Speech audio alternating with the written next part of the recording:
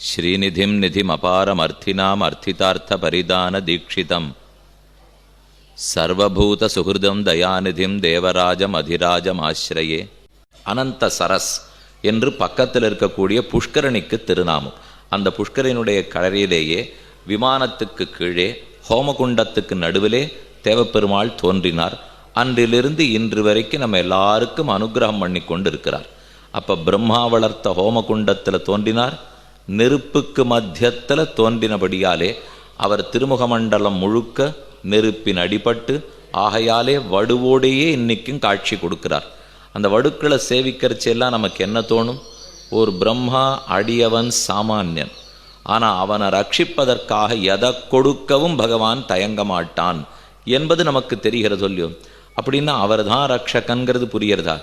ரக்ஷகன்கிறதை அகாரம் சொல்லும். ஓம்ங்கிற பிரணவத்தினுடைய முதல் எழுத்து ஆ. ரட்சிக்கிறான், அடியவர்கள் அனைவரையும் ரட்சிக்கிறான். சாட்சி பிரம்மாவை ரட்சிப்பதற்காக பல திவ்யதேசங்களிலே உருவெடுத்து தானும் கடைசியாக இந்த திவ்யதேசத்திலே உருவெடுத்து வேழமலை ஹஸ்திகிரி என்று வழங்கப்படுகிற இந்த சிறு குன்றம், அதற்கு மேலே அன்றியிலேருந்து பகவான் சிவசாய் சென்றிருக்கார். அதனாலே பிரணவத்தினுடைய அர்த்தமாகவே எம்பெருமான் இருக்கிறான்கிறது திண்ணம்.